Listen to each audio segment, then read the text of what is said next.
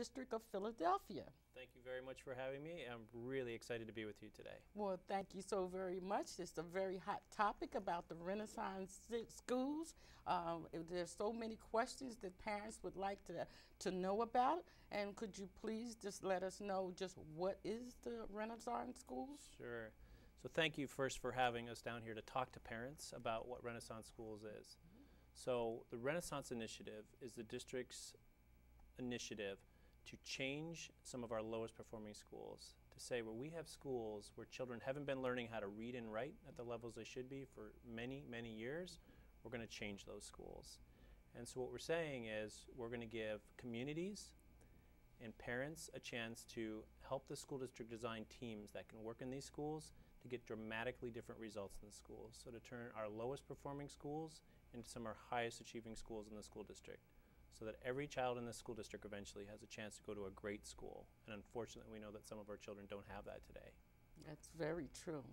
Yes. Well, as our panel here today, the board would like to ask some of the questions. These are parents also. We all have children, so we're very interested in the Renaissance schools. And would you like to ask some questions?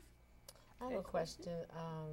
I was wondering, the parents getting involved with this program, how are you getting the parents involved? Were they involved in the planning of this, or are they involved now? Yes, great question.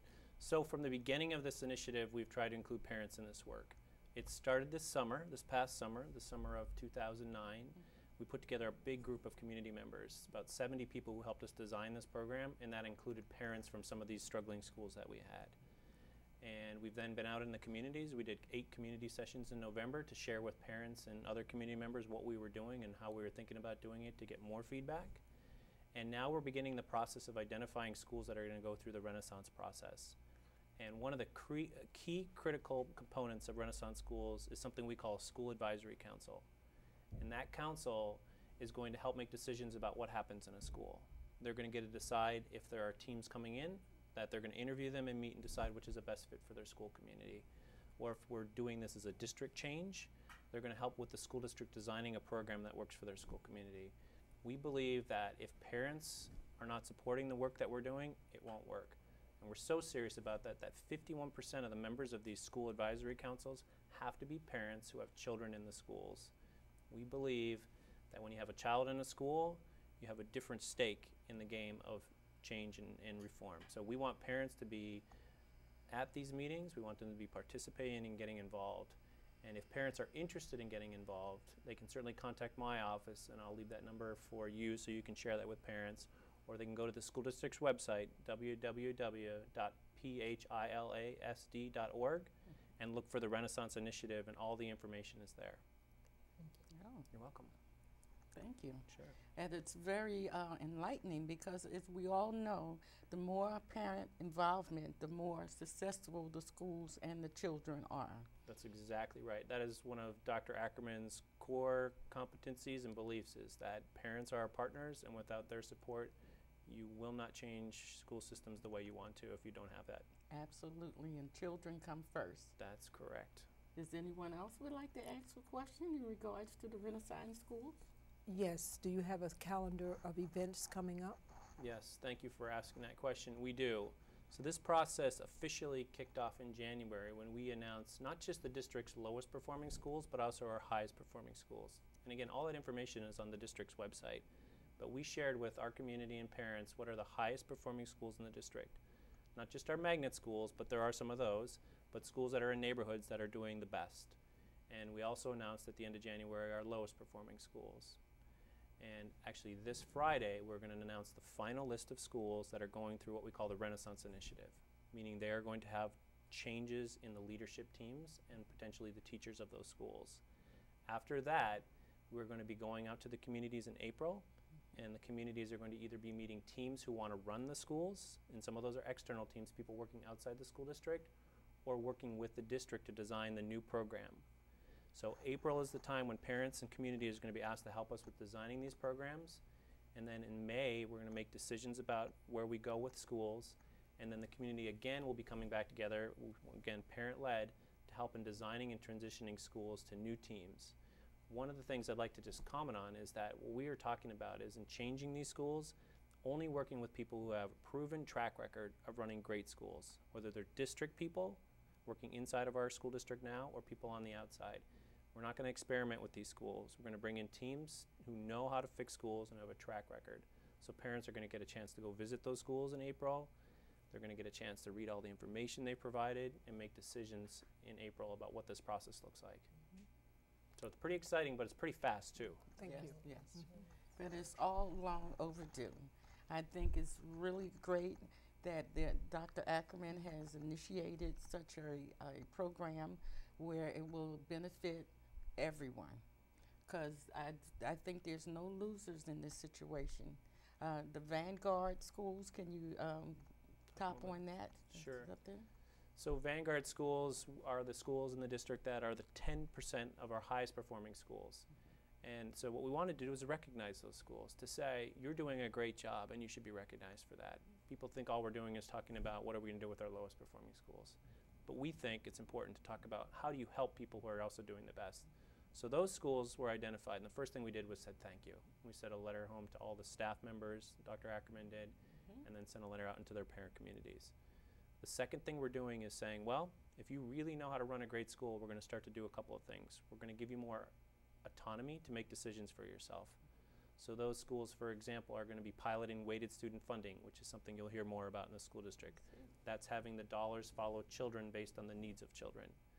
They are also going to be allowed to recommend to Dr. Ackerman changes they'd like to make in the way they run their school. And as long as it's within the boundaries of union contracts, the Dr. Ackerman will consider those changes. So they may want to change how they teach math or reading or writing, and they'll be allowed to do those things.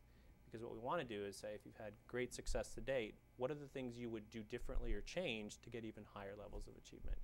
So we're pretty excited about Vanguard schools as part of the solution too, right? When you have great schools, to shine a star on those and make sure people know that you appreciate what they do.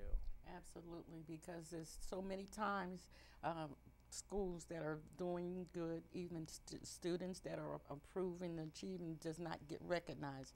So it's a great opportunity to bring awareness to those that are doing well. That's right. Does anyone else have any comments or Yes, I questions? do. Mr. Ryer, what about the traditional neighborhood schools? Where do they fit into this picture? I understand you're piloting student-weighted funding, but where do they fit into the picture? Because now we have the high-achieving schools, which are Vanguard, and we have the lower-performing schools, which are Renaissance schools and alert schools. So what about the traditional neighborhood schools? So I would say a couple things.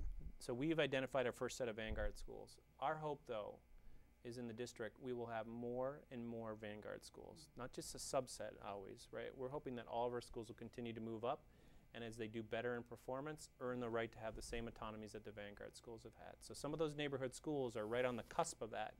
So it's a little bit of call to action, a challenge for them to continue to improve student achievement, to also earn those changes to the way they get to operate their school. So that's the first thing. And then I'd say the second thing we're doing is we're really moving, you've heard of this thing I talked to you about before, this weighted student funding, about letting schools make more decisions. So what we want to do is we only have so much money in our school budget, but we want to make sure that schools that are working well, district neighborhood schools and Vanguard schools, have a chance to make decisions about how to spend their money.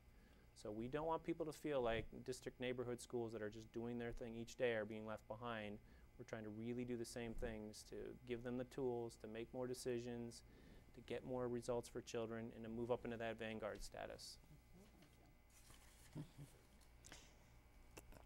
How will it be determined, who would determine which Renaissance schools are successful and which ones fails? How is that determined? Okay. So the first thing we're going to do, actually this Friday on March 26th, is announce which schools are going to go through this process. So the school district has looked at school performance data, those tests that the children are taking each year and Yes. how children are doing. Yes. We also sent teams of consultants out to visit these 14 schools. There are 14 Renaissance eligible schools. And we asked folks to tell us if they were interested in working with the district on a reform model or would like to meet teams from outside the district to run their school. So we'll make those decisions, and then we'll send them to community groups through these school advisory councils. And those councils are going to meet the teams of people and get to make recommendations to the district on who they work with. So the first part is community and parents being involved in helping us make decisions. But once these schools are off and running, we're going to determine success by how well they do on those assessments that we take every year, those state tests, and also how many students who are in the school stay in the school, wanting to see reductions in the number of serious or violent incidents that happens in schools, and increases in student achievement. The one thing we said is we're not going to apologize. If the adults aren't able to do the work in the schools, we're going to ask them to step aside and we're going to bring in somebody new. We're going to try to make this right, and we're going to make sure that we don't allow it to continue if it's not working. Well, thank you, and I'm sure the parents out there and everyone else has been enlightened with your information that you have given to us. We look forward to the changes for the better for the School District of Philadelphia. Well, thank you. And thank you for being here at Parents Are Our Partners. We were excited to have you here, and we look forward to keeping in contact and communicating with you and hearing more about your Renaissance schools and information. Thank you very much for having me. Thank you. Thank you. Also, I would like to say that our next meeting is going to be in May the 23rd, and you will be looking forward to seeing us then.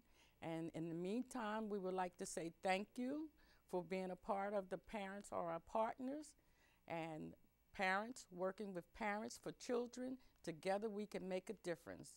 Thank you. This is your host, Dolores E. Solomon, President of the Philadelphia Homeless School Council.